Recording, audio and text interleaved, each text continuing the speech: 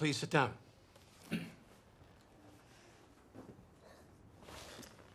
What is your name? Anna Fitzgerald. What can I do for you, Anna? That is so cool. I want to sue my parents for the rights to my own body.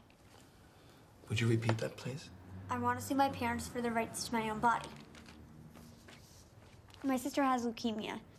They're trying to force me to give her my body parts. You're supposed to give her a kidney? She's been in renal failure for months now. Well, no one can force you to donate if you don't want to, can they? They think they can. I'm under 18. They're my legal guardians. They can't do that. Well, that's what I want you to tell them, because they've been doing it to me my whole life. I wouldn't even be alive if Kate wasn't sick. I'm a designer, maybe. I was made in a dish to be spare parts for Kate. You're kidding, right? The kid wasn't lying.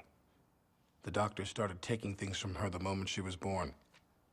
Cord blood as an infant, white cell transfusions, bone marrow, lymphocytes, injections to add more stem cells, and then they took them too. But it was never enough. You do know what will happen if you don't give your sister your kidney, don't you? Yeah, she'll die. Someone here to see you? Sarah Fitzgerald? Yes. You've been served. What is that? Petition for medical emancipation by What does that mean?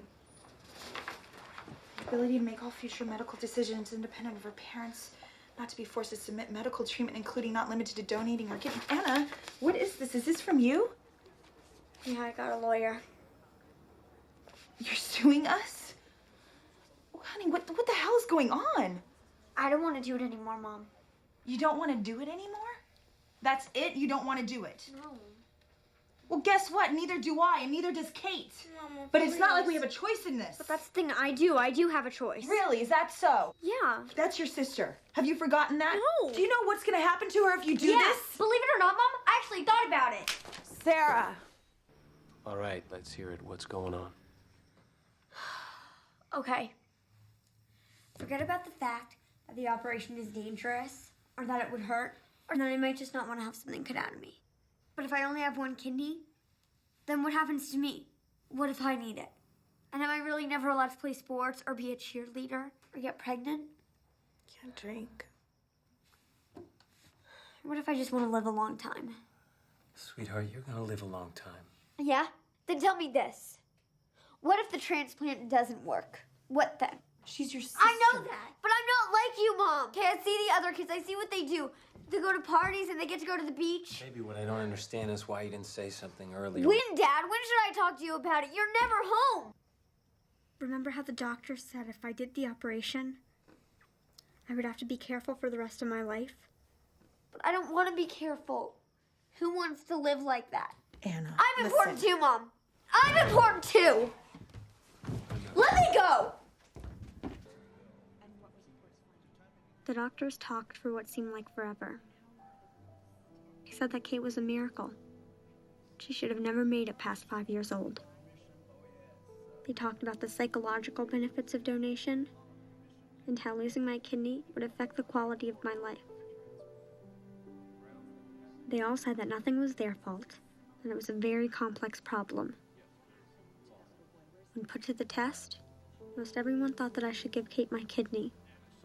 But they also said that I was too young to understand the situation fully, and none of them could say at what age I would be able to understand.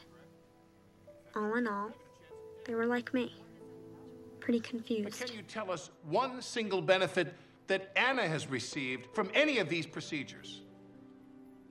Yes. She got to save her sister's life. Mrs. Fitzgerald, looking back and only taking into account Anna's well-being, do you think it's reasonable to conclude that you might have taken this too far?